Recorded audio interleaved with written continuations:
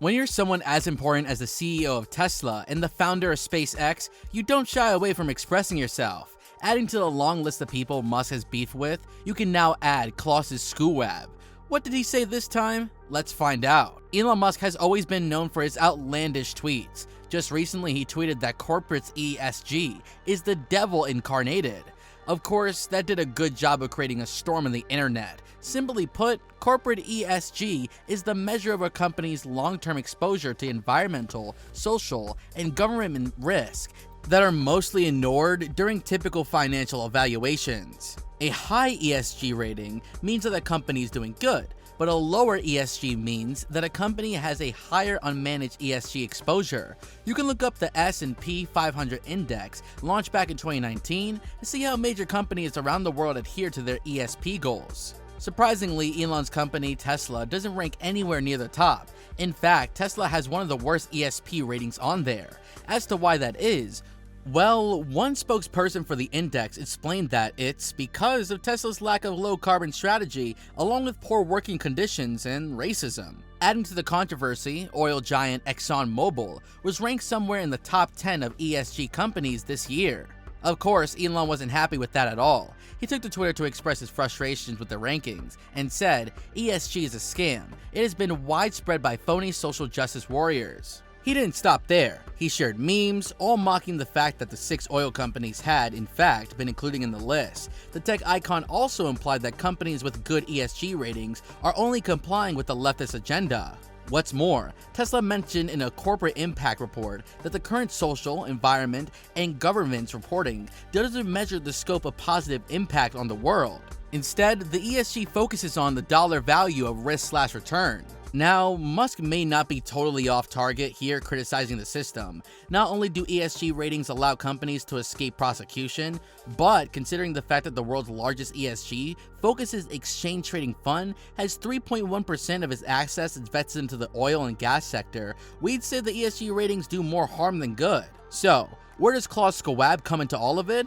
Well, the World Federation Forum is the biggest supporter of ESG, and our man here founded the very organization back in 1971. Every year, the WEF hosts an annual gathering of the most influential from around the world. This year, they had Musk in attendance, who used the opportunity to talk about climate change. He believes that solar alone would not help us tackle the climate crisis at hand. If we wish to do so, we need to invest in other sources like geothermal energy and wind as well.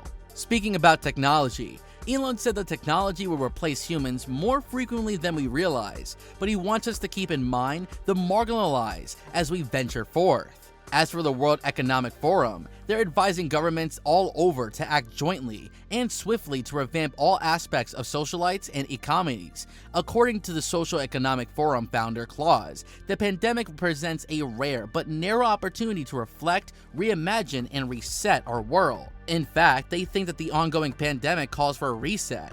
The Great Reset agenda consists of 3 major parts. The first bit is concerned with the growth of markets towards the more equitable results, asking governments to increase cooperation in tax. The second component aims to develop a common purpose of sustainability and equity through large-scale initiatives. The last bit about capitalizing on the 4th Industrial Revolution advances. A lot of folks think that WEF's ideas align with global socialism.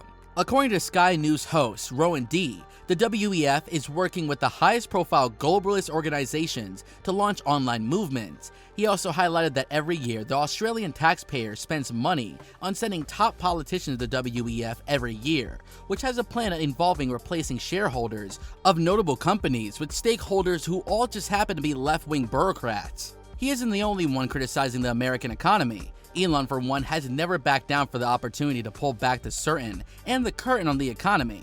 Not only did he single out the ESG index and scrutinize the Biden administration and the WEF, but he also called out the Department of Justice for not realizing the client list of Ghislaine Maxwell and Jeffrey Epstein. Overall, Musk seems determined to realize his vision for the future. He is not afraid to speak his mind on the public stage. He has never been. The billionaire is also not shy when it comes to criticizing personalities like Klaus Schwab for their policies. He wouldn't be if Elon did. Click on any of the 2 videos on the screen right now.